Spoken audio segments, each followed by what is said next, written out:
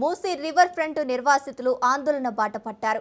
Musi river front ను నిర్మించేందుకు ప్రతిష్టాత్మకంగా తీసుకున్న రాష్ట్ర ప్రభుత్వం బఫర్ జోన్ ఆనుకొని ఉన్న ఇళ్లకు నోటీసులు జారీ చేసింది. దీంతో ఇల్లు కోల్పోతున్న బాధితులు ఆందోళనకు చేపట్టారు.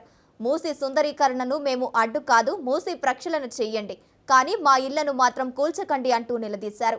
మూసీ ప్రక్షాళన పేరుతో మమ్మల్ని రోడ్డు పాలు చేయొద్దని ప్లకార్డులు పట్టుకుని నిరసన వ్యక్తం చేశారు. మధుపర్ బ్రిడ్జ్ అపార్ట్మెంటు వాసులు వెంటనే ఇల్లు కూల్చేయాలని అధికారుల నుంచి నోటీసులు జారీ చేశారు.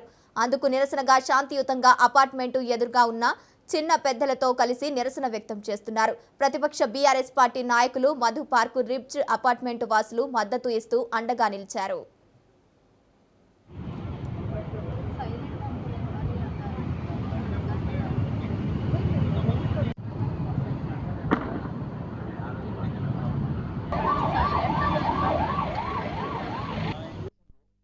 మాకు ఒక గాంధీ సరోవర్ ప్రాజెక్ట్ కింద నోటిఫికేషన్ ఇచ్చారండి. మధు పార్క్ అపార్ట్మెంట్ లో కమ్యూనిటీ మొత్తంకి కలిపి మాకు ఈ ల్యాండ్ ఎక్వైర్ చేయాలనుకుంటుంది గవర్నమెంట్ అని. సో మేము పెద్దలు పిల్లలు అందరూ కూడా మేము చాలా ఏళ్లుగా 20 ఏళ్లుగా ఇక్కడ నుంచి ఉంటున్నాము. సో ఇది ఖాళీ చేసే ప్రసక్తి లేదని చాలా పెద్దగా ప్రొటెస్ట్ చేసిన తర్వాత గవర్నమెంట్ మళ్ళీ అది గాంధీ బొమ్మ కోసం కాదు, మేము బఫర్ జోన్ లో ఉన్నారు, అందుకని మేము ఖాళీ చేయమంటున్నామని చెప్పారంటే ముందు ఇచ్చిన నోటిఫికేషన్ ఒకటి మాకు ఓరల్ గా చెప్పింది. అయితే తర్వాత కూడా మాకు జీరో వాల్యూ ఉంటుంది ఎంపీఆర్, మీరు ఖాళీ చేయకపోతే, ఇలాంటి కొన్ని బెదిరింపు రకమైన స్టేట్మెంట్స్ కూడా గవర్నమెంట్ నుంచి వస్తున్నాయి.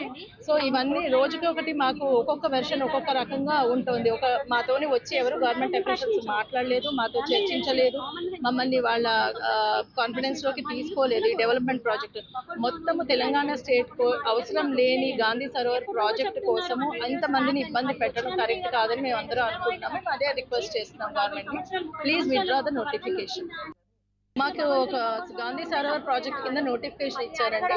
మధు పార్క్ అపార్ట్మెంట్ లో కమ్యూనిటీ మొత్తంకి కలిపి మాకు ఈ ల్యాండ్ ఎక్వైర్ చేయాలనుకుంటుంది గవర్నమెంట్ అని. సో మేము పెద్దలు పిల్లలు అందరూ కూడా మేము చాలా ఏళ్లుగా 20 ఏళ్లుగా ఇక్కడ నుంచి